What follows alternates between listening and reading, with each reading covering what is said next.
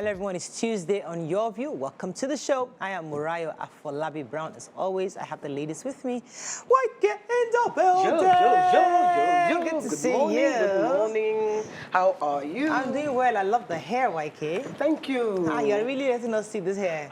Well, 60. I'm 60. Yeah. In fact, I'm not 60 again. I'm 60 plus. Yeah. I'm going to 61 shortly. How are you doing? Anything interesting happening over the weekend? Parties? Parties. I had banter. I forgot to. I've forgotten the banter. Anyway, let me rant.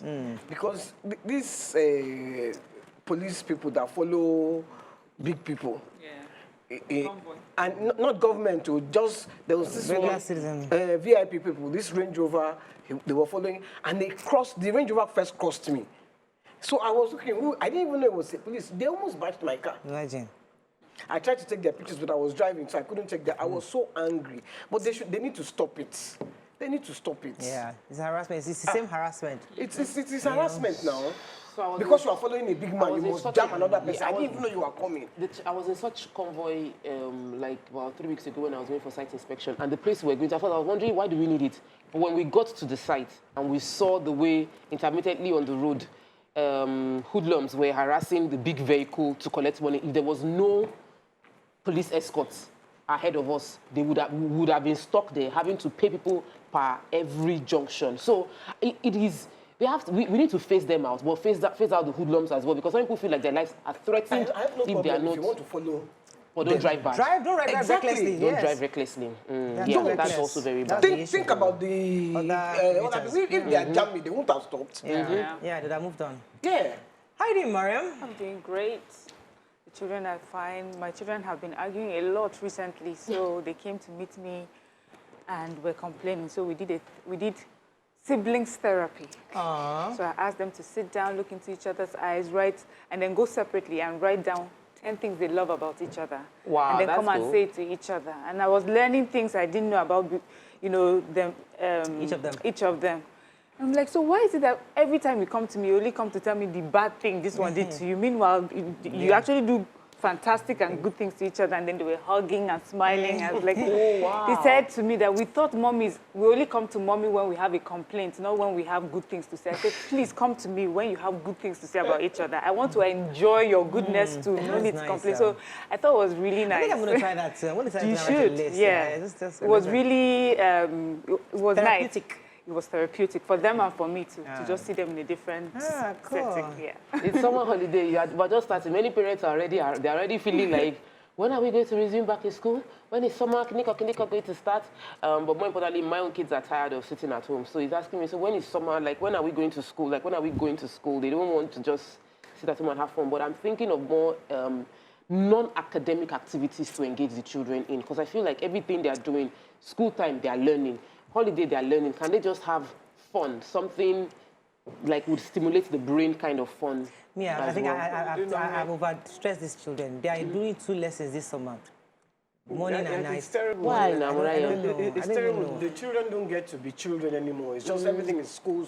I don't even know. Because I complained to my brother about his own kids because the lesson teacher, when the lesson teachers are coming. Our lesson teachers on break for this summer holiday.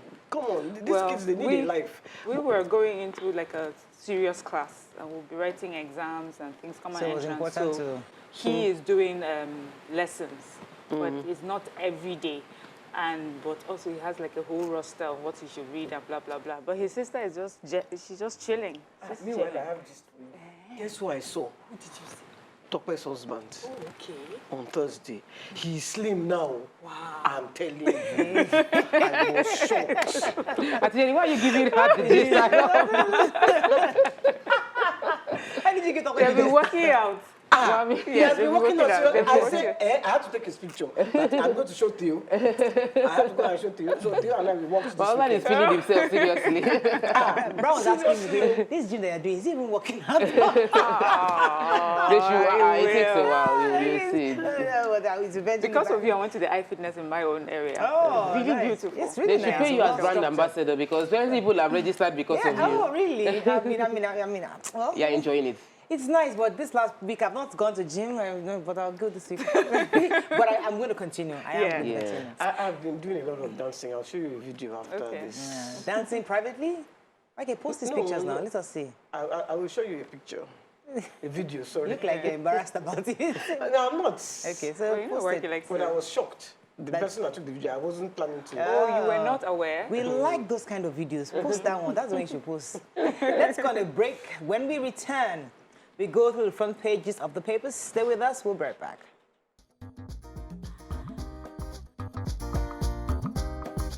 Stay tuned. Your View will be right back. All right, we're going to start with The Nation. Osinbajo's team working on ways out of APC's legal ditch. Resident doctors' strike takes toll on patients at hospitals. NNPC to safeguard investments with conditions for IOC's divestment. Stringent COVID-19 measures very likely. Varsities to get 30 billion naira next week. APC PDP reject Jega's call for third force. Lawyer Igboho waiting action on asylum application. Okay, let's talk about the hospital, Mariam. You have that story. Yes, I do. So we took yesterday that the resident doctors had gone on strike as of yesterday. And, this report just went to the different states in the country, and the doctors are complaining about different things, but basically the same thing: remuneration, welfare conditions, their working conditions all across. I think in particular it was Abia State who had even gone on a strike long before this one over unpaid salaries. So it just seems like the government is really struggling to meet the demands of the doctors. And of course we know what this means for patients. So patients, there are pictures of patients just laying outside. There are no doctors to attend to them. Some of them have been moved to private hospitals. It's really a sad situation. Nobody wins when doctors go on strike. But I don't think our doctors, our bosses get that. Our governments don't get it. I read the story in The Sun, and they interviewed a lot of patients as well who they didn't even know the doctors were on strike. They got there, no doctor to treat them. One said that they took her 500 naira. They should have told her doctors were on strike. All right, I was going to talk about the school. So, as you know, there was a meeting between the government and ASU, and the spokesperson, Deputy Director of Press and Public Relations, Federal Ministry of Labor and Employment, said that both parties that had the meeting expressed satisfaction and said the whole process is a work in progress. According to them, they are still performing the integrity test on the UTAS to be sure that it's approved for usage by ASU. And they said that of the 40 billion naira earned allowance, they paid about 22 billion already, and they're hoping to pay more funds. They said about 30 billion is expected to be sent in to revitalize the federal government, so the universities by next week. So hopefully there's some progress there, and we would not see us to go to strike. Let them release the funds and let them approve their payment portal. I want to talk about, sadly yesterday, a mother, daughter, and motorcyclist where they lost their lives because a truck carrying granite from Agoiwoyi, axis of Ogun State, was overspeeding and couldn't control himself and rammed into a building. These people were stuck under the vehicle. The driver and the motorboy for the truck ran away because they were avoiding being lynched. But they say that it was due to overspeeding. Now, there are speed limits that have never been implemented across Nigeria, and I see those trucks, maybe because they are seemingly in good condition, drive recklessly. Now, a mother and daughter both lost. I wonder how that family is going to feel. There must be some. We can't keep repeating these things over and over again, and we're just saying something will happen. Yes. Who was speeding? The truck? The truck failed brake, like lost control. It's so sad. Moving on to the Punch. Rising COVID-19 cases, NESG, LCC fear fresh lockdown. FG plans tough actions against third wave. Yaba Tech students celebrating final exam engages in fight and dies. DSS keeps 4 Igboho aides, produces 8, assaults journalists in court. Community leader puts recovered bodies at 43 in Plateau clashes. Lawyers fear Igboho's assassination plot and they pursue asylum. Driver flees as truck crashes into Ogun building, kills woman and daughter. $2.4 million ransom paid for kidnapped students released in 2026 report. Buni Osinbajo governors begin talks as fear grips APC. Government hospitals grounded as resident doctors begin strike. Okay, let me combine the Igboho story. So I know that his lawyers are waiting to get him an asylum. They've applied for an asylum in Benin Republic and hope that once that happens, he wouldn't be extradited to Nigeria. And they were saying that they fear that if they release him to Nigeria, he might be killed. And his lawyer is ensuring that they're doing everything not to make him to be extradited. And in connection with that, remember DSS was supposed to produce 12 of his aides in court. They're only able to produce 8. And some they were supposed to produce 12. So 12 actually, and they only produced 8. And there was an issue that happened in court. So allegedly, they said the journalists were being attacked by DSS. It didn't tell us what started. Because I watched the news as well. They were filming and taking pictures, and the DSS said they can't take pictures. So they were trying to take the phone from the Vanguard journalist, and the guy was, and they were like 3 of them were on him trying to. And later on, and the journalists were saying, "Look, this is a free press, free country. We can take pictures, we can do videos." It's not a private court. It is not. And you know, I actually saw videos of them bringing the aids, and this is supposed to be a democracy. Come on. They were unkempt. They were not wearing shoes. They made them hold each other. I mean, it was a horrible. I was waiting to ask this question: who checks what the DSS does wrong? The excesses, Who checks the DSS? Because their secret service, they seem to be like above every form of law. The court would ask them, release somebody, they will not release. The court will say, bring the person. Everything is free under when you put it in the court of, is it security threats to the country? The impunity. Somebody needs to check what the DSS is doing as well. Talk about the impunity. See the Zazaki and his wife, they haven't released them. Yes. So the court gives orders, and nobody obeys the orders, and you're talking about democracy. It's really sad. I wanted to take the story of kidnapping. So there was a summit. The summit report revealed that about $2.4 million has been paid just between November 2020 till date. The security officials are officially denying that this much money was paid, but they said that this happened within the Northwest between November, and about 5 separate mass kidnapping incidents that occurred. A total of $2.4 million was paid out as ransom. This is huge amount of money. This is a very lucrative business. This amount of money cannot disappear. It's impossible. We need to find a way to trace this. There must be some. We had the EFCC boss yesterday saying that, there are gadgets, there are technology that we can use to find out these things. Can we deploy it? Because if an industry is taking $2.4 million, if an industry can take that much money, then we should pay attention to that industry. One more story. Yeah, I have a story. So in Plateau State, again, there were renewed violence. I had taken a story yesterday where there was violence in the Bassa community on Saturday, Sunday. And they said that suspected Fulani headsmen came back into the communities. It went to 12 more communities. And I think they said 43 more people were killed. Hundreds of houses were burnt down again. The Plateau chapter, Mieti Allah Plateau chapter, have denied any involvement in the renewed violence. The governor has asked for a security meeting to be held.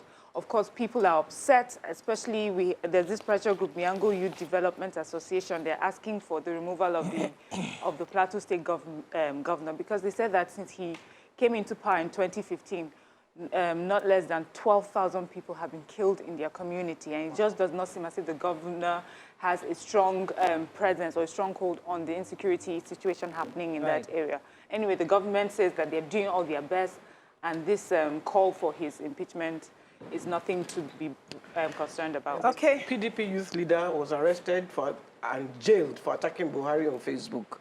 Buhari and the SGF. I just thought I should shut that one. Let's go on a break. When we come back, we'll continue with the review. Stay with us. We'll be right back.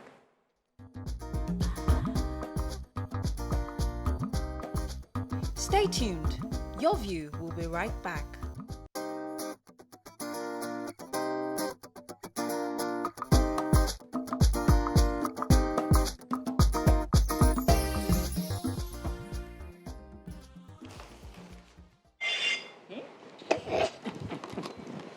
Thanks for staying with us. So moving on now to Daily Sun. COVID-19, 30 die in 7 days in Lagos. Huh.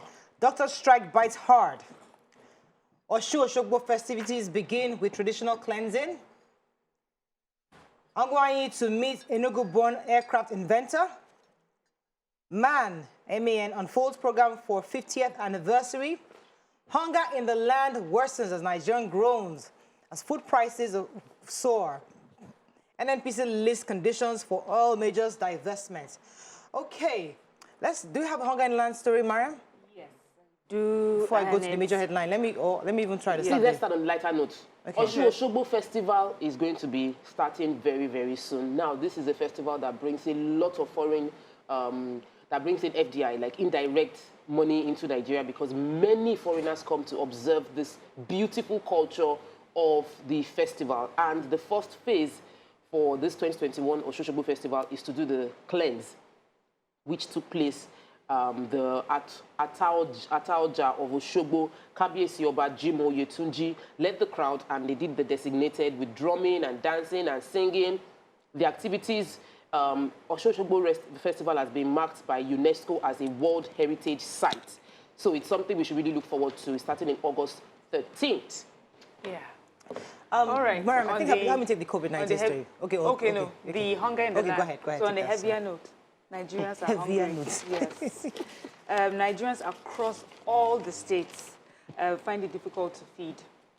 Find it difficult to have their 3 square meals. They say many people have reduced the quantity as well as the quality of their food and nutrition because it's just almost impossible to afford. Prices have just skyrocketed and keep soaring. This report went around different states, all the states, Anambra, Edo in the north, everywhere, and the story is the same. Those selling are complaining of how much more expensive it is to get the food, to buy the food, and then the retailers are selling them for much higher. And this is not just a particular socioeconomic group, maybe people who can barely even afford. They're saying this cuts across every socioeconomic group. People who were normally average people who could afford these things are also complaining about the prices.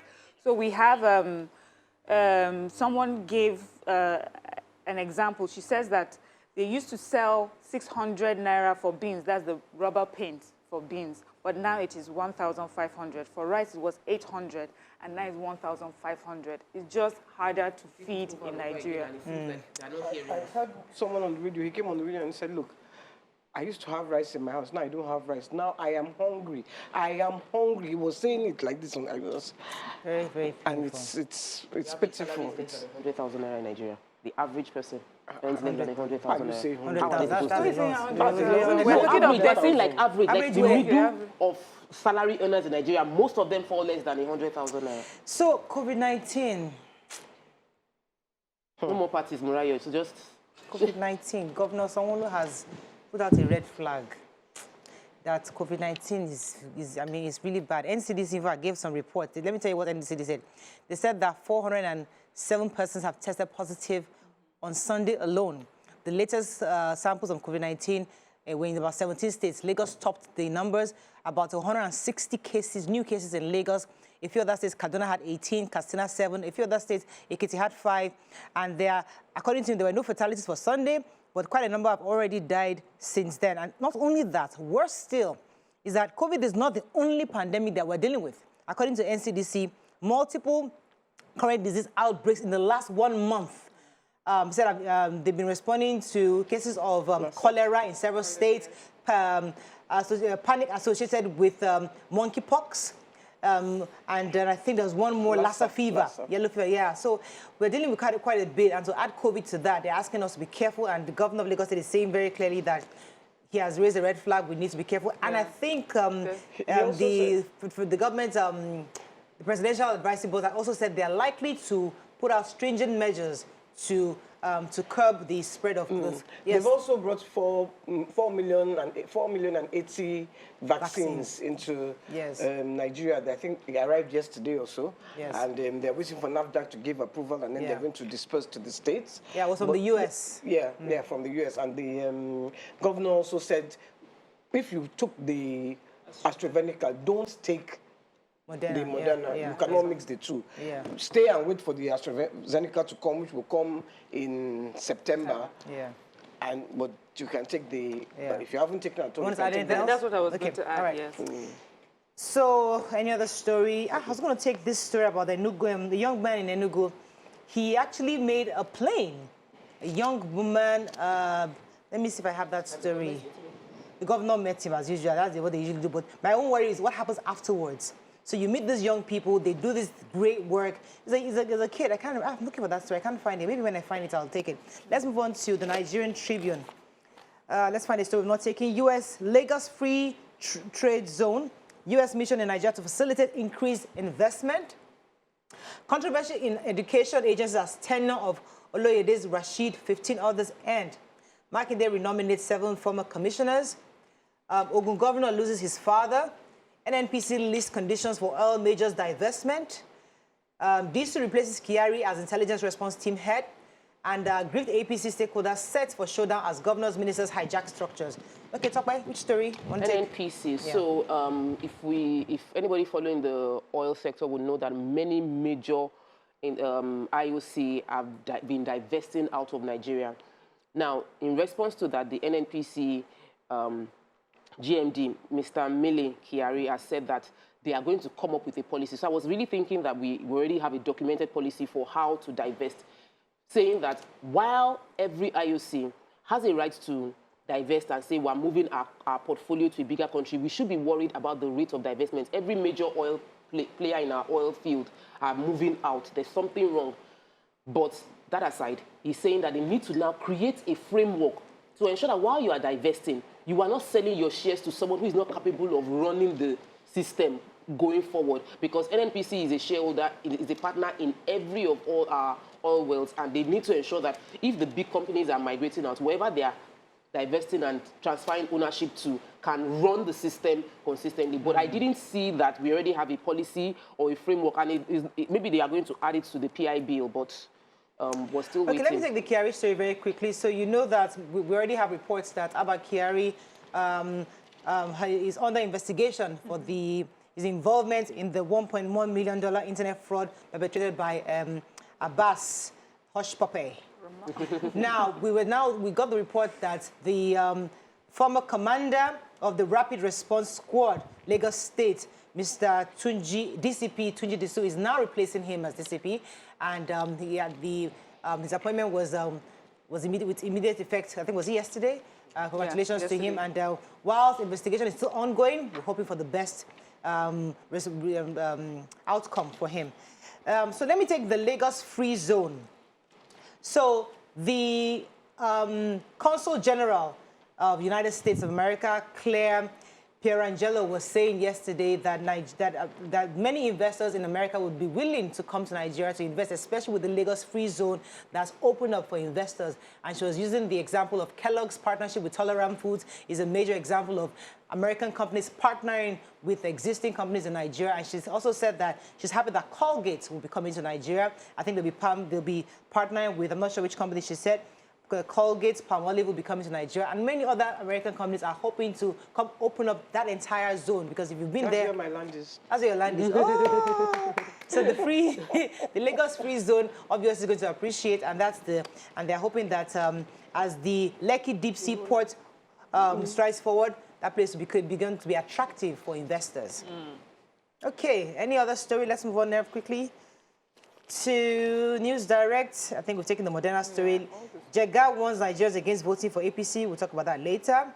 Let's find a story we've not taken. Governor, your governor, YK, your governor's father died now. You won't say anything. Who is my governor? I didn't know. Governor Abiodun, our heart goes out to the family. 89, our hearts go out to his family. He lost at 89. And it's such an interesting... long. 89? 89. In Nigeria of today? They will be parrying. That's almost 90. Yes. and No, look, and it talk don't say that. No matter how old the person my is. parents, none of them lived past 60. My father died at 58. My mother at 60, so Please. Okay, so 89 It's a different thing. When is your father, Sha? 89 is an age. It's just never. It's sad. It's sad. It's sad. You will feel it. It's a celebration of life, though. It's a celebration of life. Because his son is accomplished, his children are accomplished, and it's something that he died happy. He died an accomplishment. So our hearts go to as a family. May his soul rest in peace. Yeah. And we pray that those of us that he left behind will continue to do Nigeria proud. Okay, let's go on a break. When we return, Jega shattered the table. Stay with us. We'll be right back.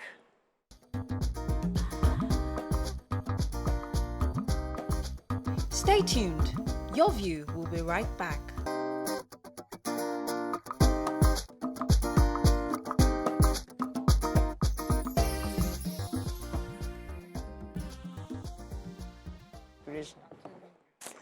Thanks for staying with us. We were minding our business. Jelly.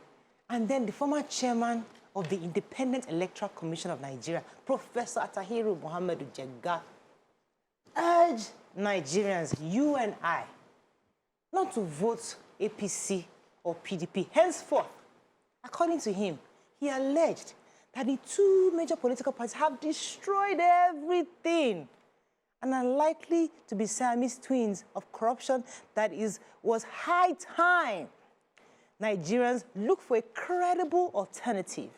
Do you agree with him? What are your thoughts on this? Do you think it is indeed time for us to get a credible alternative? And what does that even mean to you as an What's an alternative? Let's call us on 081-270-53687, 09390-76948. You can also send us a message on YouTube, and Facebook would like to read your messages. So, one of the things we always complain on this show is that when government brings out a policy, they just cancel or ban it or stop it or remove it. Instead of having ways to rework it, to look at it, to fix the problem, the easiest thing to do is to just throw it away. Do you think that's what's playing out here? Saying that, listen, why don't we fix what we have? Because these two parties have the machinery, they have the workings of the people, and we can fix it inside out. Not doing the easiest thing of just scrapping them and looking for an alternative. Those are different angles. Or do you completely agree that, you know what, you can't fix something that has a poor foundation? You might as well just take it out. So what are your take on this? Mike, let me start. My own, you see, he invited us to join his own party. Oh, that was it eventually. Yeah, I didn't read to the end. PDP, PRP. Oh, really? People's Redemption Party. Oh, okay.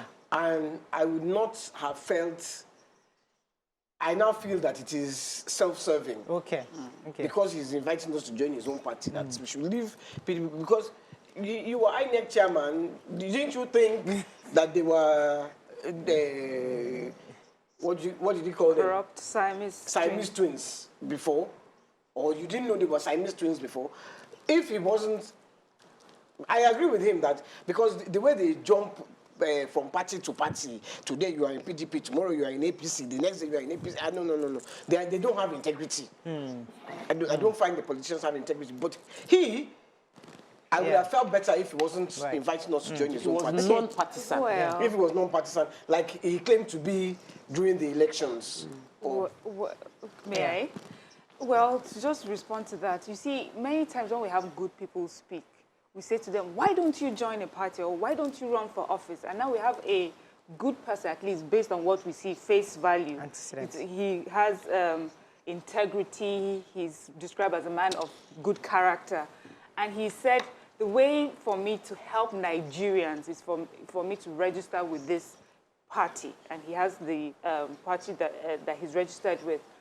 But, you know, to say if it was non-partisan, I think it's a bit unfair, because if we put all the good people, you know, let me use this specific example. When you say to Mariah, you have to run for office, you say, no, we need people on this side, people that will talk against the, you know, talk for the government. But people keep saying, if we have all the good people or people of character, integrity, saying all we are going to do is just be on this side, talking about what the ills that are going on and never participating, then we would never get good people in government. But that's on one side.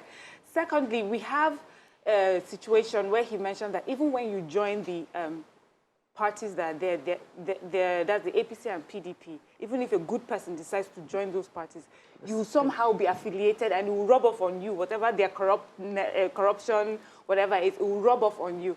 And that is true. So for me, I feel that it's good that we have alternatives. It's important. It's timely. I don't even like the idea of having only two strong parties. We should have so many more. But the thing beyond that is also the mindset. I remember some weeks back when I moderated a panel, we had the chairman of the Modern Democratic Party, Prince Bukuyi, he's the founder and the chairman, and he said that he met a group of young people who he thought were excited for just the change where you're pushing young people into politics, you want them to join politics, and he expected that these youth were going to come and say, we're coming to join this and support this movement. But they were asking him for money.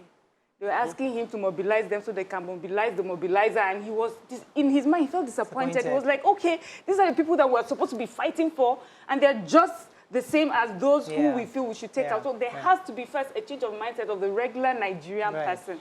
That politics is not a politics of making money. It shouldn't be self-serving. It's for all of us. So, but do you agree with Professor Jega?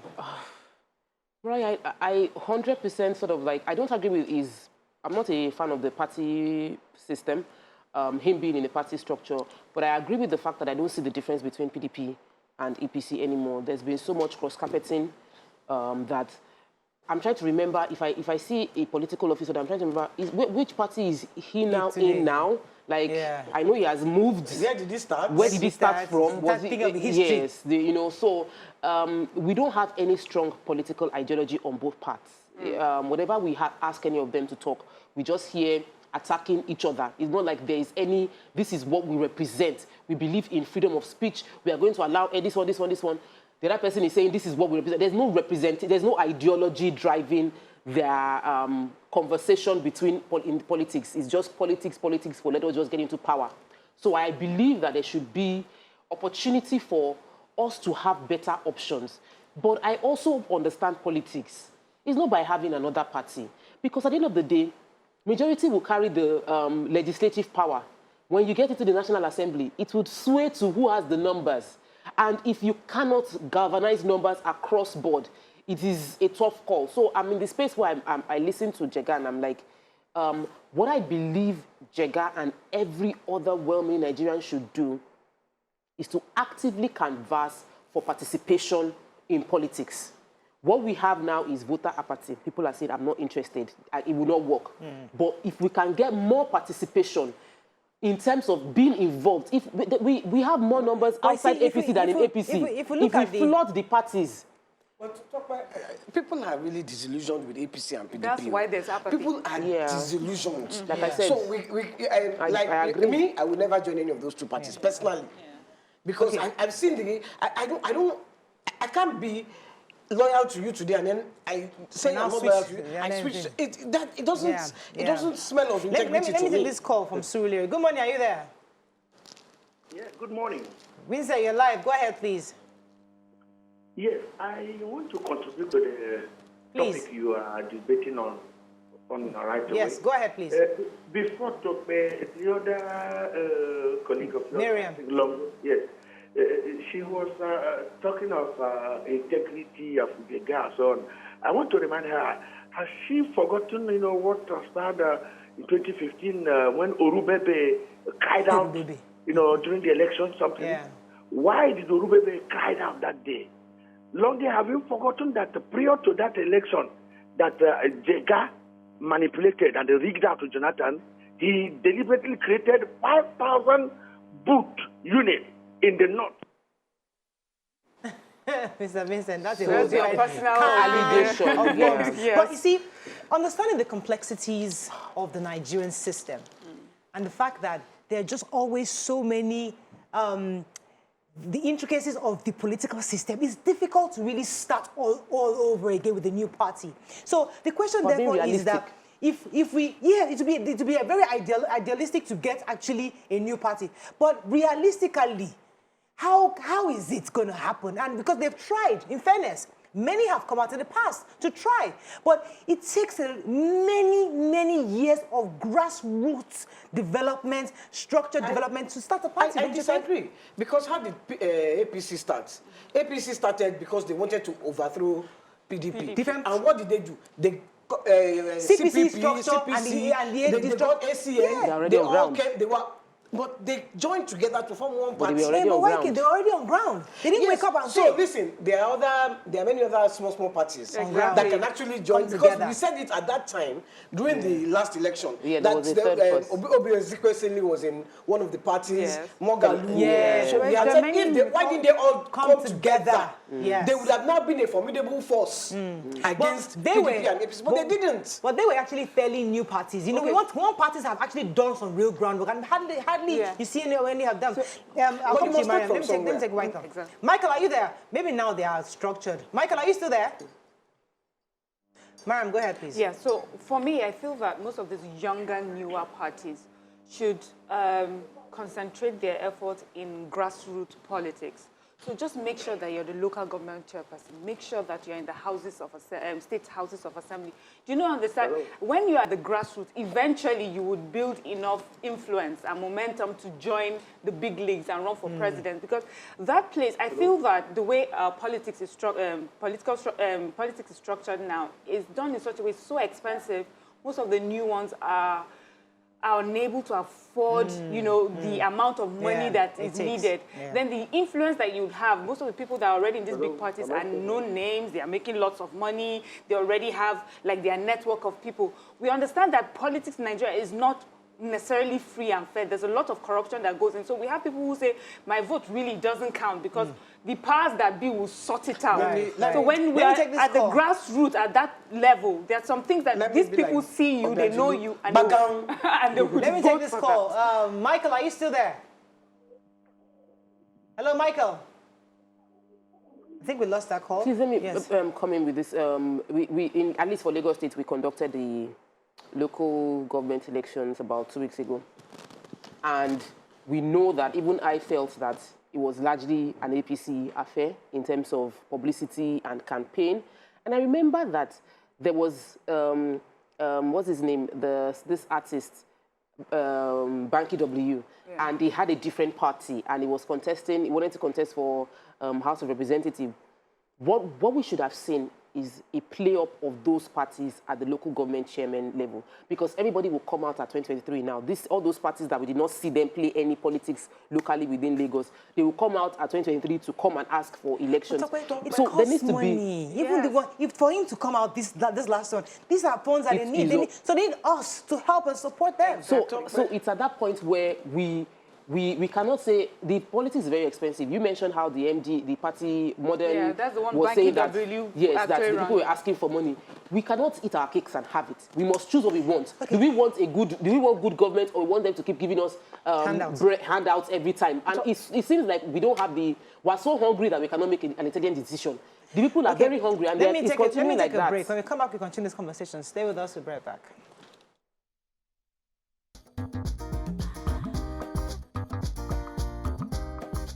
Stay tuned. Your View will be right back.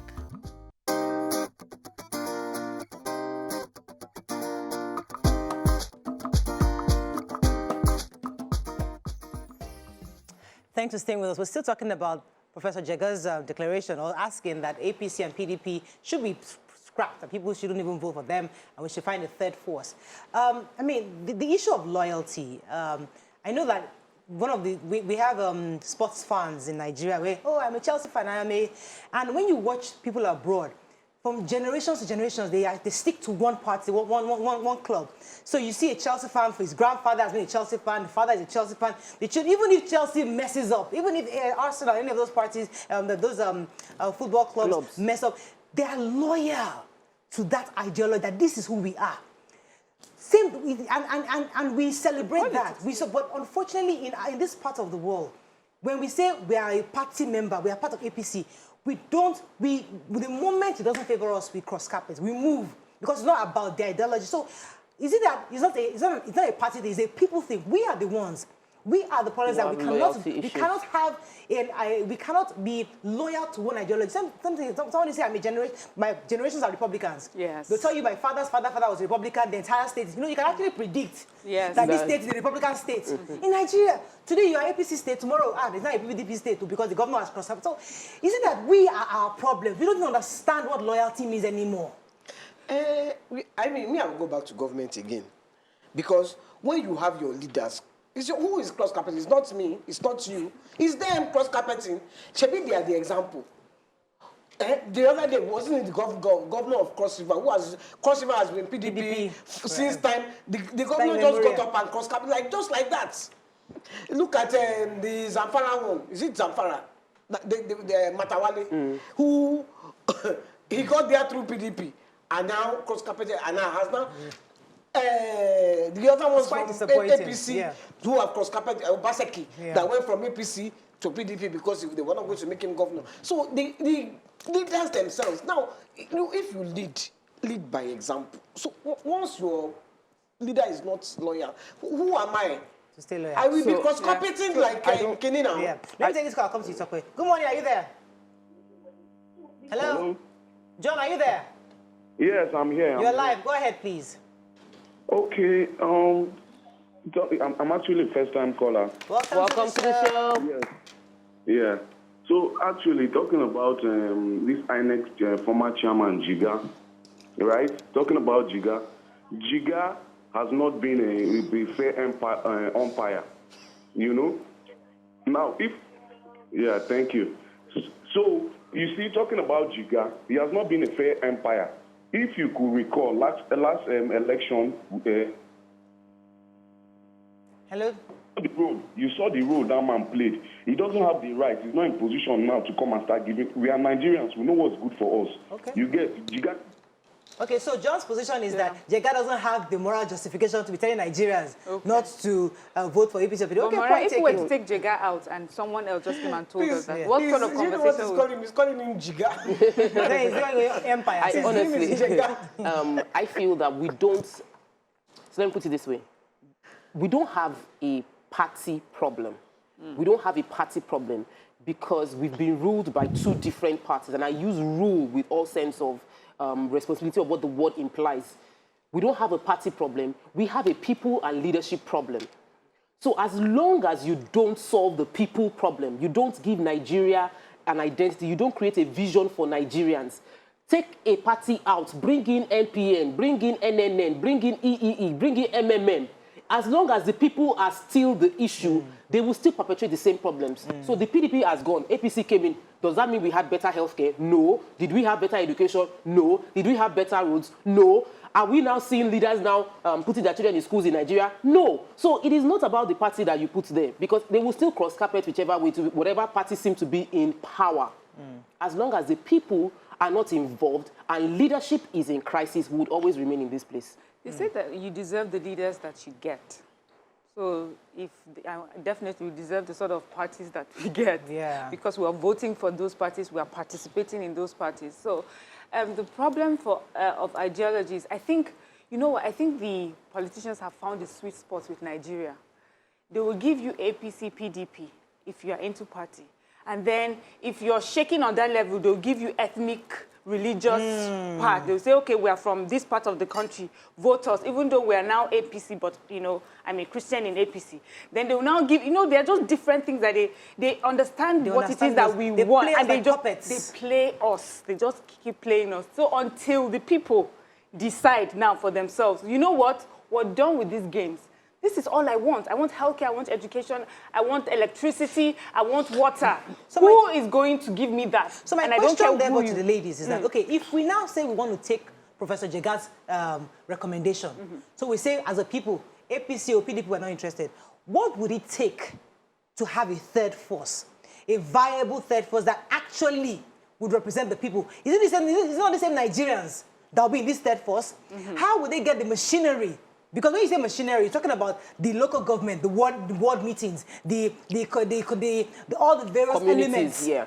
So how do we build a third force? That's really the question. You see, I think that until we start to change the mindset of Nigerians, there is no going forward. Yep. Our mindset is that of, look, and we're all guilty. Someone comes here and is driving a flashy car. And we all hail him. We will hail him. We will never ask, where did you get? I mean, you're a young 40-year-old guy and you have this kind of car. I'm 60, I've worked all my life, I can never afford this kind of... Where did you get this money? First, we never question. We will first collect the money. If that person now turns out to be a 419, it's the same us that chopped inside the money that will say, oh, Yeah. Now, wow. see, Now, no wonder he has that kind of money. let me take this call for my Our mindset. Yeah. If we don't change that mindset, Right. we will never get a good government. Absolutely. Ade, are you there? Thanks for calling. Hello, Ade, are you there? Hello, Ade, are you there? Thanks for calling. Yes, Tokwe. The ladies of your view are not in the majority. People like us, enlightened like us, educated, informed like us, who are not in the majority. The majority of Nigerians are hungry. They are not as educated as they can be to make an informed decision. And as long as the majority carries the votes, every time you leave the majority to vote for our leaders, we'll end up having whoever is the most the person that can bribe most would continue to rule us. The person that can pay most will continue to rule us.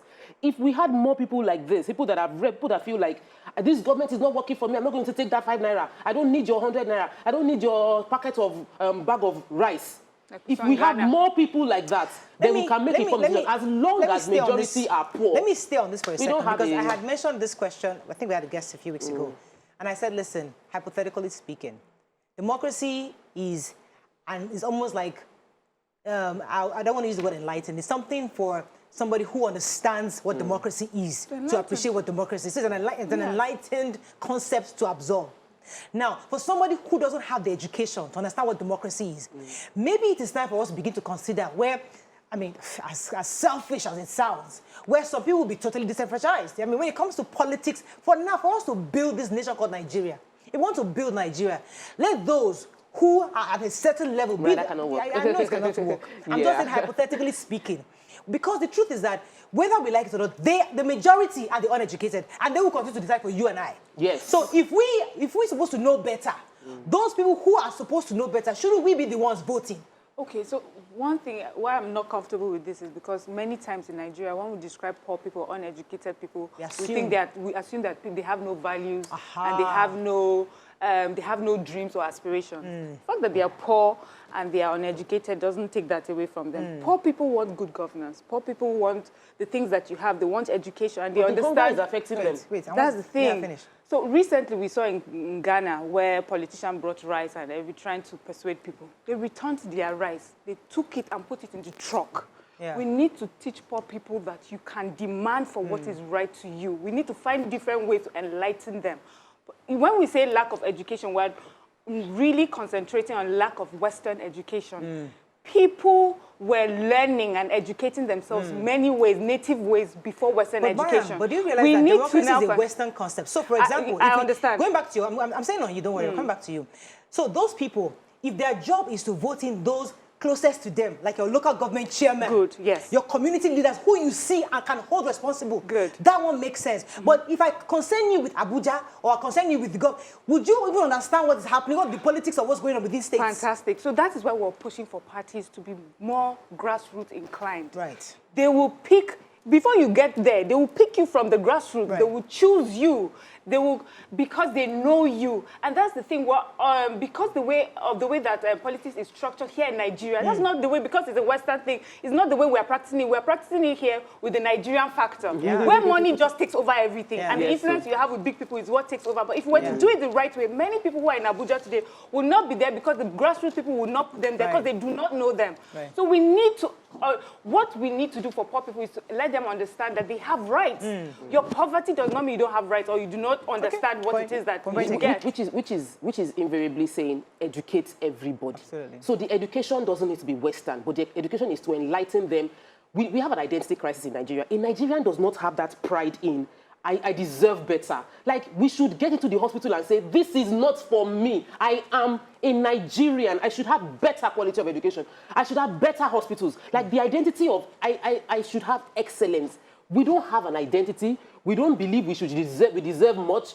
If you feel like you are deserving much, you ask government. They'll be like, look, you see, because you have gone to school, that's why you're talking like this. Look at your mates that they did not even, maybe you are eating rice. Don't you have a phone? That's why you're tweeting. Look, go to the villages, they don't even have a phone, they don't even have network. So, as long as our leaders are not giving us a sense of pride and identity that will make us proud of who we are, we will continue where we are. Government? If we want to change it, the majority shouldn't focus on facing governments. Like I said, we don't have a party problem. We have a people problem. So Jega does not need to face party. Jega should face the people. Jega should educate people. Jega should raise people and say, every local government, let's educate people. Gather 20, gather 50. Teach them their rights. Give them an identity. Because that is the solution. No, Mariah, we have not tried. We have not done that grassroots work of pulling them together and changing how they think and letting them realize that bag of rice is not the solution to your problem. You cannot change how people think by magic one. It's a process. It takes time. And there are other ways. But we have to wrap up. Waike, let me let you have the final word. So are we recommending what Jega is saying, or are we saying that no, it's not going to happen?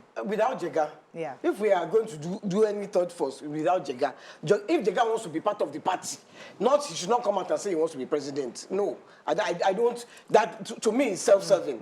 That's one. Right. Two, I've listened to all your arguments. And I think that we must just remember mindset. Mindset. When I say mindset, look at the Danfo driver who will come and cut. He will leave his lane to come on the wrong side of the road. That's mindset. That's mindset. The Okada rider. We have to run. Wait, so look, the mindset. We have to go on a break now. When we return, move on to other topics. Stay with us. We'll be right back.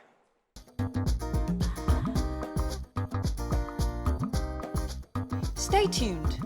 Your View will be right back.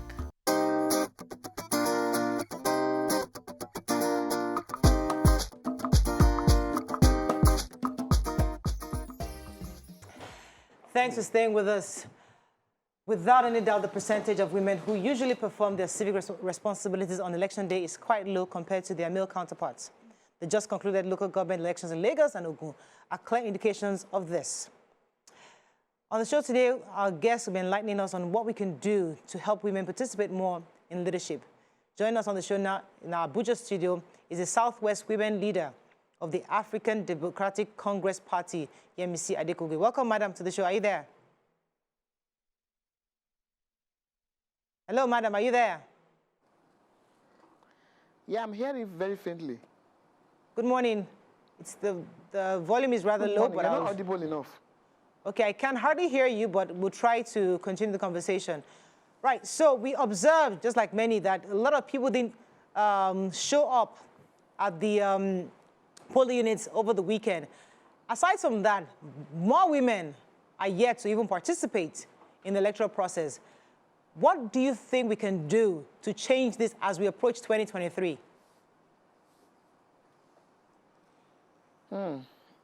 Well, thank you for that question.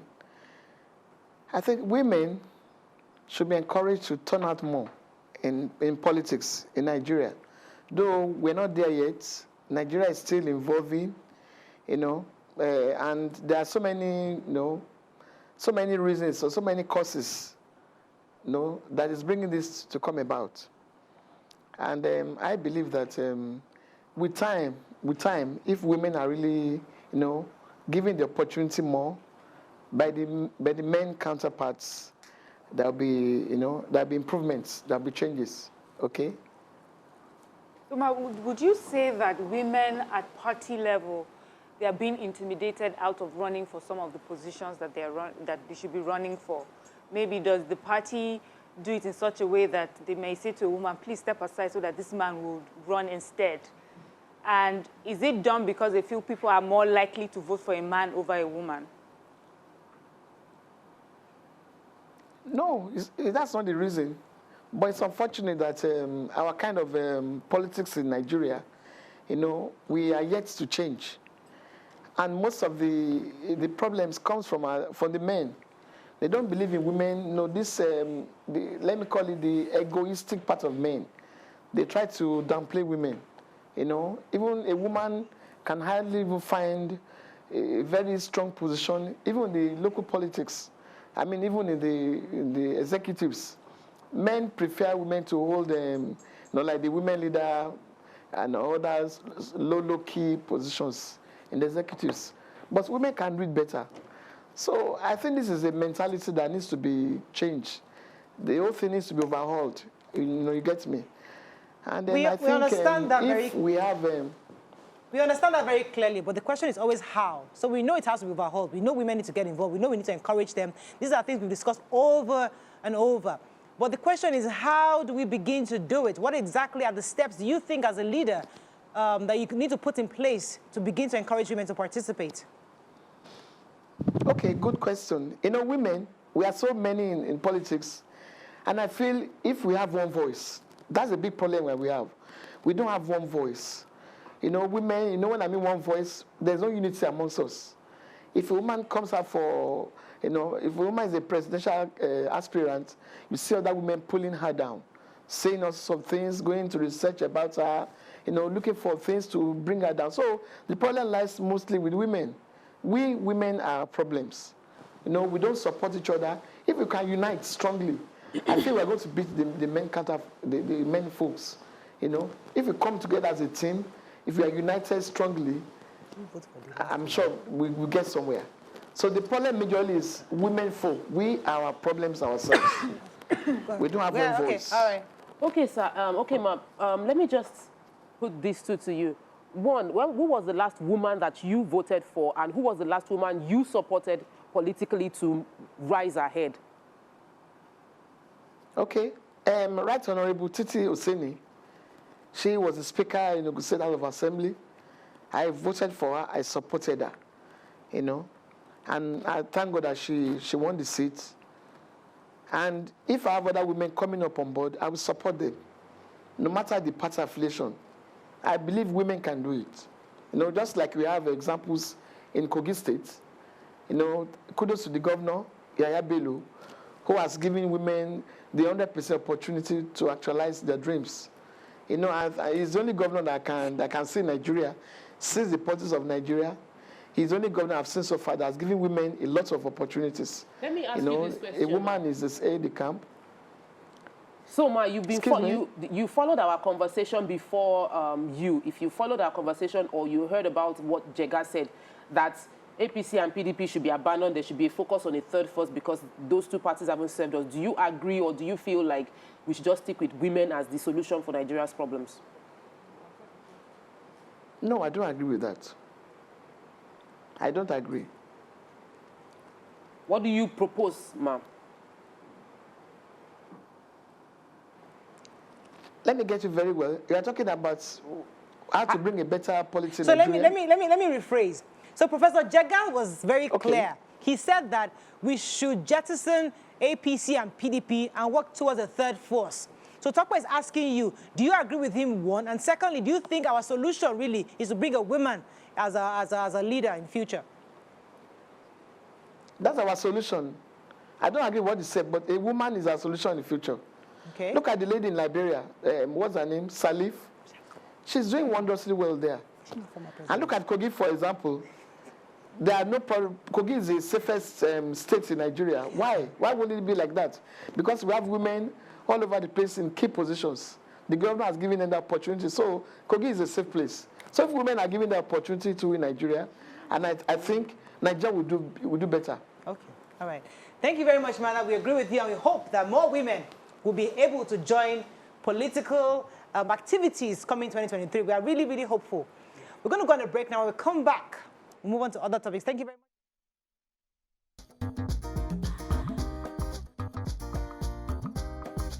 Stay tuned. Your View will be right back.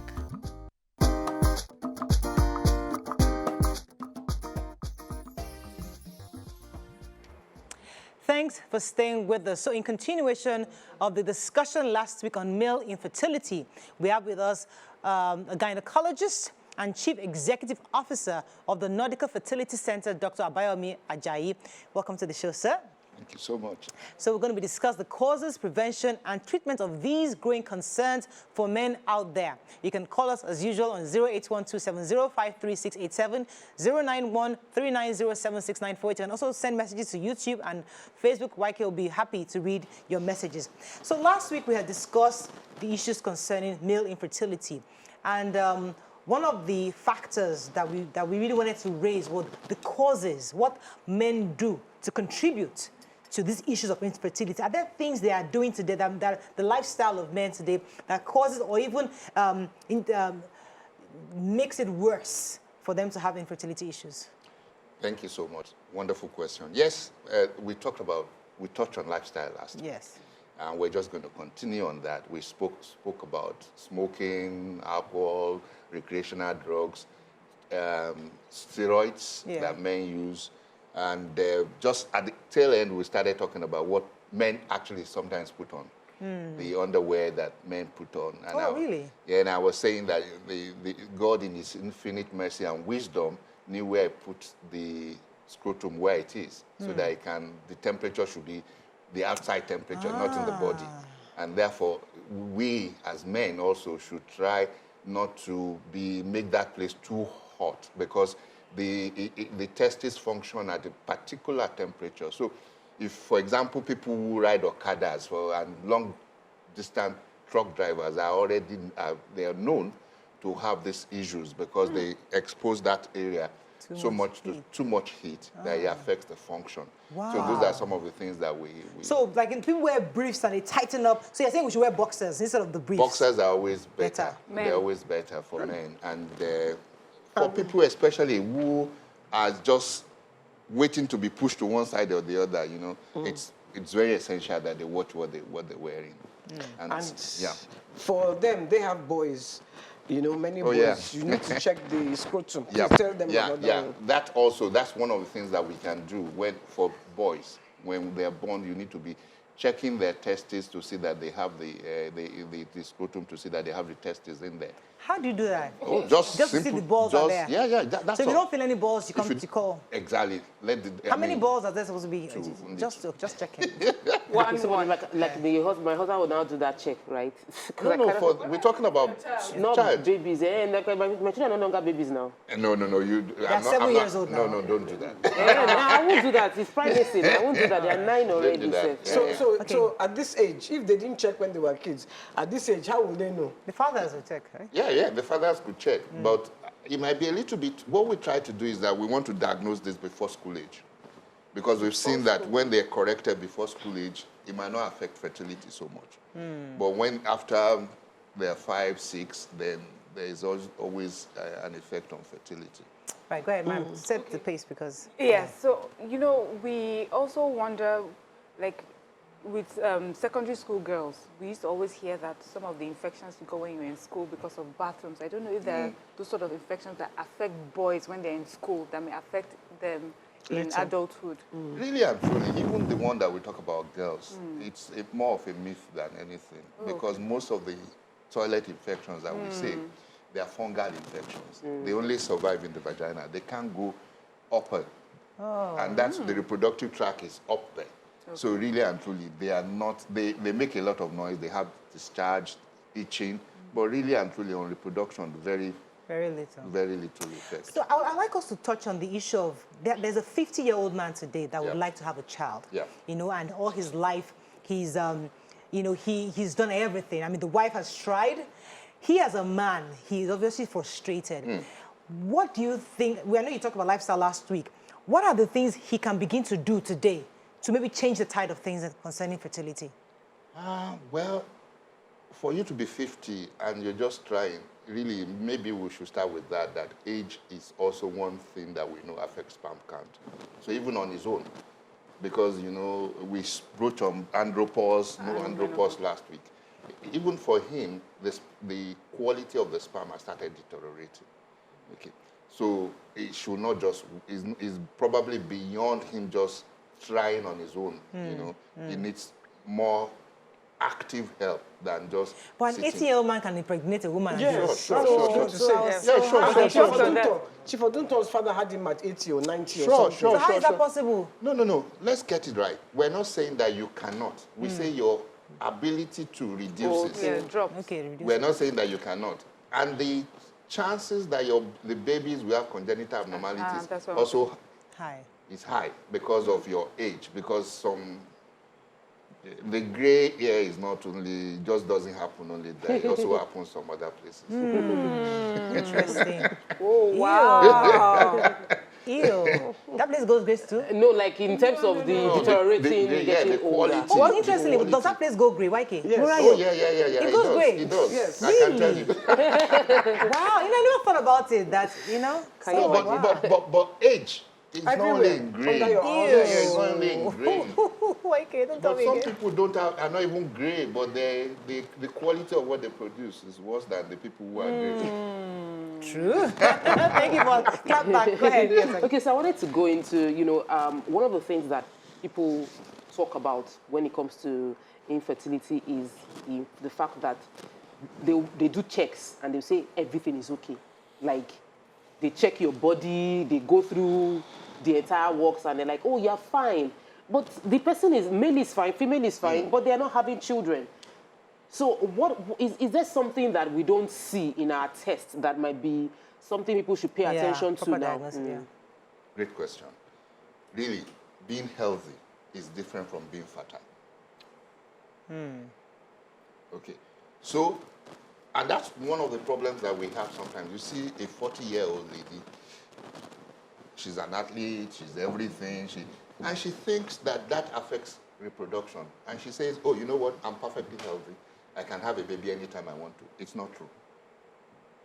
Because the ovarian cycle is different from your physical cycle. And this will happen naturally. Every month, your healthy eggs are going. And so by the time you're now 40, really and truly, you have if it's football, like you have your third or fourth reserves coming to play. So they can't probably play premiership. Okay, so since we're talking about male infertility here, I just want to switch it because we hear, especially abroad, where people are harvesting their eggs for women. For men, do they have that option where they harvest their seeds and keep it for... Yeah, In Nigeria. In Nigeria. Oh, yes. In Nigeria. Oh, yes. It's actually easier than keeping eggs. Oh. Yeah. It's easier to... what does it take a man to produce sperm? Oh, really? So you can actually keep your sperm? Oh, yeah, you can. You keep it... You can. In what conditions could you tell us? So before someone thinks that I can just keep it in my freezer at home, like well, if it comes back, it will not be there. No, it's frozen. It's actually frozen. Okay. So that the fertility clinics have capability to do that, to freeze it for you, and then when you want to use it, you can thaw it. I think there was somebody who had childhood cancer, froze the sperm at not childhood, teenage, froze the sperm, and then 25 years later came to use it. And came then to use had the a sperm? baby. Yeah. Wow. Yeah. So had a baby from it. So it's really possible here, even in Nigeria, to So to we do can that. tell young Nigerian men now who... But they do it all the time, especially when we are treating men who's maybe this onshore, offshore kind of thing, that they're going to spend about 3 months offshore, and the wife is going through treatment. Or some of them, now we have patients whose husbands are in diaspora. They give us sperm and we keep it until... Amazing. Wow. So if your husband... So for those of you going to Canada, you can actually have your husband to freeze his sperm, yeah. just manage the so forth. So you can actually space that. So, this is very interesting. So if the husband is the one relocating, Yes. he freeze sperm and in next year... And then you use every 2 years. Every 2 years. So that you get right. Can I tell you one very interesting story Please. about that? Okay. A few years ago, about 95 or so, a man, very rich man, came to Africa from the UK, and he contracted meningitis. When he got to the UK, he became very sick, up to the point of death. And then he was just newly married to this young lady. She's in the history book now. Okay. And the lady got the hospital to make the man produce sperm. Of course, she had to go to court to get that because the man was unconscious. And she did. And then the guy died. They used this man's sperm to fertilize. She had to go to court to get that also. Used it. But they didn't do it in the UK. They took it to another place because the UK was not going to allow that to happen. Right. And then she came back and then came and said she wanted the birth certificate to be written in the name of the father. Yes. And the father happens to be dead before the child was born. And finally, she was granted. And then the wealth becomes hers because she has this child of the... Well, why would you have that trouble? That's a Thursday topic. I'm saying. So that's an interesting topic, you know? Yeah. So for example, Father have mercy. So for example, if you are one of those people that are doing something with you're the side chick. I didn't say that too.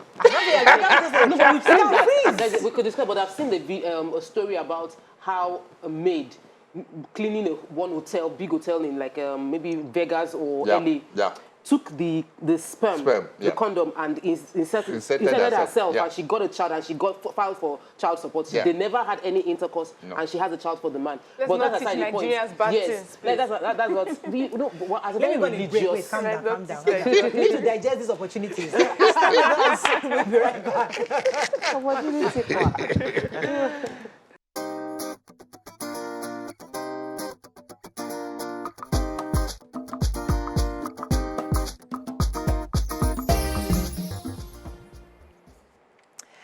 Thanks for staying with us. So, Waike had a question from YouTube. Yes. This is from Janos PE. He says, what happens to a man that has been diagnosed with azoospermia and has no balls completely? Is there a cure? Well, if he has no balls, that complicates everything because really, you know what we do when we have azoospermia? Azoospermia means that there are no sperm cells in the ejaculate. So what we try to do is go to the balls and see if we can find sperm cells because that's where it's like the factory. So, but if there are no balls, then that complicates everything. There's no other place to go to. It's either the person has to use donor sperm in order to be able to father a child. Yeah. Okay, so you've shared many scientific help for infertility in men, and I wonder, obviously, in the course of your career, you've met men who, due to religious sentiment, cannot take those advice. How would you advise people who their religious side puts them away from experimenting or taking advantage of scientific options towards fertility? How would you talk to them? Well, you see, in reproductive medicine, it's a little bit different from the other medicine where the doctor prescribes. In reproductive medicine, what we do is give them options. You have to choose what you are comfortable with. So if you say, I'm not comfortable with anything, they call it being child-free. It's also an option. Yeah. We don't say childless, but we say child-free. You can also, that's also an option. If all the things don't appeal to you, you can decide. The problem with that is that you need to look at yourself 10 years' time. Because what happens most of the time is this man now, 10 years down the line, now come back and say somebody is pregnant for me. No, but you know the way our religious context is that we're waiting on God to do a miracle. There is nothing God cannot do, So there's that space of waiting on God, and maybe you have a prognosis of if you don't freeze your sperm now, you will lose it totally. What do you do when somebody is in that space? Wait, before you even answer that question, I like that angle because the truth is there are a lot of church or Christians who have been in the marriage for many years and they wished they had this child. So are we providing an option where as a young Christian marriage or maybe Muslim marriage where you don't want to fornicate or you don't want to cause you don't want to have adultery. You freeze your eggs, right? And Madame too freezes her own eggs. You freeze your sperm. Both of you freeze your reproductive organs. And even if things don't happen, you can use that option to have a child, number one. Number two, even if your wife has issues with her eggs, maybe would the church approve of you using donor eggs with your own sperm? Is that an option that you provide for talking to churches? Religious people? No, we see, look, don't let us complicate simple things. We talk to pastors, you see. What we say is that, even as Christians, the Bible says secret things belong to the Lord. The things that are revealed belong to the sons of men. So if you decide not to use the thing that is already revealed, that's your own decision as well, and is respected, you know. So we respect your decision, and you can change your decision at any point in time, because sometimes it's not as if everybody has these cells. Some men don't have sperm at all. That's the way they were born. So there's nothing to freeze, you know. So you just have to look at what you are confronted with and look at the possible options that are available and see how you can. And he also said last week, I'm just informing you, that when a couple is childless, that 9 times out of 10, it has to do with the man, not the woman. And it's always, what percentage did you say it was between a man, when a man can't, when About couples can't have 50 to 60% is the man. Wow. Either directly or contributing. Yeah. Wow, interesting. These are interesting data. You know, and sometimes it's both. The woman's eggs are not swimming fast enough. Yeah. The man's eggs too are not swimming. So, And that's why what we try to do is that when couples have infertility, we don't try to segregate. It's your fault, it's not your fault. No, because it's a couple problem. Fantastic. So we try to bring them into it, no matter how some men also want to. Would you say Nigerians are open to the idea of exploring options, or would you say that largely Nigerians are so religious that they don't do that? No, sorry, religion does not. See, what I keep saying all the time, that science and religion are not in conflict. It's for the confused who do that. Exactly. God was the one who revealed all this to scientists. There is nothing we could have discovered without God. So if you decide not to use what God has shown us, who is not using cell phone? Let me ask you this question, sir. There was a news I heard that somebody helped the woman, no, it was a man, they helped using massage. She went through like maybe 6 months or so of massaging the body, and somehow they got pregnant. Is that possible? I mean, they could swear that it was through this woman's massaging of the man's genitals and the, finally Lucky the thing guy. woke up. And Lucky guy. You got 3 months of massage. Lucky him. You never say never. I don't know. It was a medical prescription to somebody, and they massaged. Yeah, I don't know. Maybe his problem was that he did not have an erection or what. Maybe I don't know. Okay, so massaging can help in erection. Continue. No, stress could affect your erection. So anything that's why even now we're also putting acupuncture into Medicine. into treatment of infertility, so that anything that can relax you might help. Watch my words. Let's sorry, I wanted to ask about, because phones. Yeah. They say putting phones And in the laptops. pockets Yes. for men. Yeah. And laptops on the lap Yeah. kills the sperm. Is this true? Yeah, there's so many studies that have been carried out in that. Even there was one that was carried out looking at the extent to which you are exposed to this radiation. Don't forget that this telephone that we're carrying around works with radiation. Yeah. So to how many hours of radiation you keep your phone around you, and to see the relationship to sperm quality, and it was obvious that happens. So I want you to link this thing, because they always have this saying, men are moved by what they see. Those things. Now, I want you to help me link it medically, because when a woman is trying to get her husband to have an erection, and she does all the lap dancing, jumping up and down, trying to be able to get them to move the man, and the man is not moving. Is there something, I want you to just help, what can she do to help that man? Because there's some men that have that issue, doesn't stay long enough, and in 10 seconds they're done. Yeah. The man is like, are we done? Yeah, but they can still have children. But I'm just saying, but the woman wants to enjoy that season, that period. So what can she do to help a man sustain an erection? I live with a sex therapist. I'm not a sex therapist. But I live with my wife is a sex therapist. So I can tell you some of these things, that relationship sometimes affect sexual intercourse. So if you have a problem in your relationship, it's possible that it will affect your sexual intercourse, especially with the man who is the performer, as it were, So you might, sometimes those are some of the things that you might need to look at, because some of those men also, when they get out, they do well. Yeah. But They do well. so sometimes there is a problem in the relationship that needs to be solved. Sometimes just change your sheets and paint your room. And Yeah. Sometimes it's the variety is Sometimes the have that spice. conversation Yeah, and exactly. resolve the issues that are pent up. You know what? We have to wrap up. I mean, I'm really pained. But you know what? Now that I know that you're a sex therapist. I'm No, not. married lives to with a sex therapist. I live with a sex His therapist. wife. I called the wife. We'll bring this. Okay, so we can bring your wife. Yes. She's a sex therapist. Yes. Oh, we'd love to have her because we have a lot of questions on that. A lot of women and men would like to have questions with them. So please help us invite your wife. As a sex therapist, we'll just give it words. Because sex, we call it We'll give it a give code. it a name code. So we'll code it. That will Relationship experts. Yeah. So that children, But during we have to run break, yeah. he talked about for fibroids.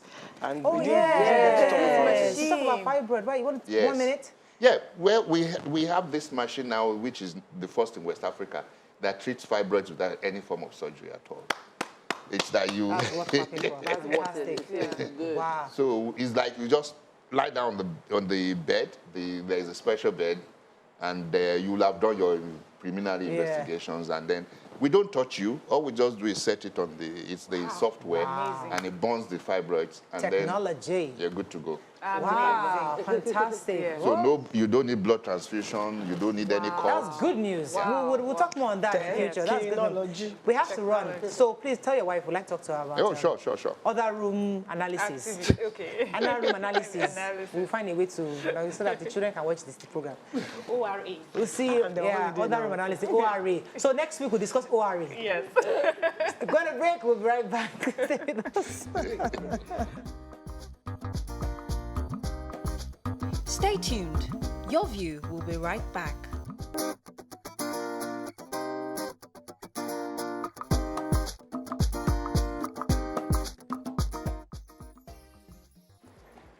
Thanks for staying with us. So we can't end this show without discussing breastfeeding, as it serves as the best source of nourishment for infants and young children, and a proven life-saving strategy that helps protect children against many childhood illnesses. So to commemorate World Breastfeeding Week, it's important that we discuss this. We have with us the Assistant State Nutrition Officer, Lagos State Ministry of Health, Fadairo Taiwo Adejoke. Welcome to the show, madam. Thank you. Good to have you. So because it's Breastfeeding Week, it was important for us to at least mention it today, this week. Yeah. So you have with us little Mr. John there. Yes. And so, I mean, we know breastfeeding is important, but Just remind us. as technology is advancing and there are options for people, and we're saying, listen, that is old school. I mean, we have those things that we use, the cow milk that we use for the children is just as good. The formula we use is just as good. So what's all this hassle about breastfeeding? Well, thank you very much. There is a great clamor for breastfeeding these days because of the benefits that are very enormous. We discovered that going back to the roots is the best bet for the children to have healthy and well-developed babies. And we discovered that with that, if we can go back to the root, it will be beneficial to the child, to the mother, to our various community, and as well the society at large, depending on the various importance and benefits of breastfeeding that has been considered and looked So onto. the mother would tell you that, well, how can you differentiate a child who was breastfed and the one who wasn't? They're in the same class, they're doing well. Of what specific benefits will a breastfed child have over a child that Thank you very much. A lot of people do say that, but there are a lot of differences internally. For instance, a child that is well breastfed, especially exclusively breastfed for the first 6 months of life, then coupled with complementary feeding after 6 months, up to 2 years or beyond, like that, you will discover that a lot of them had that IQ that is 10 times more than those that were not breastfed. Then secondly, you discover that most of these children that are well breastfed, they hardly have diarrhea. They hardly have common infections, especially in the area of teething. You discover some of them, once it gets to the area of although they always have late teething, for the fact that they have stronger immunity. When the teething start, they hardly fall sick. They hardly have these balls, skin rashes and all that. In fact, you just discover that the baby will just start having a little temperature. You'll be wondering what's wrong with this baby. Before you know it, when the baby just opens the mouth, you notice that the teeth is already out. Unlike those ones that are not exclusively breastfed. Okay, so this, me, I feel very, very blessed. With the twins, I couldn't do exclusive breastfeeding. There was no milk for days, so there was just nothing we could do to help the situation. But I had another son, and I was able to do exclusive for almost about 5 months before we started, because it didn't seem enough anymore. He really wanted to eat, and he was holding everything. And I have a cousin right now who has a new baby, and her breast milk didn't flow 5 days, even till the naming ceremony. Nothing was coming out. And it really put her under a lot of stress, because like this, we are all informed. How would a woman who genuinely wants to breastfeed, but there is just no milk coming out? What can she do? Because right now, you make the person feel guilty that, I'm not breastfeeding, no, I'm not doing the right thing. And the body just wasn't corresponding. Okay, thank you. That's a very big challenge that a lot of people do face now.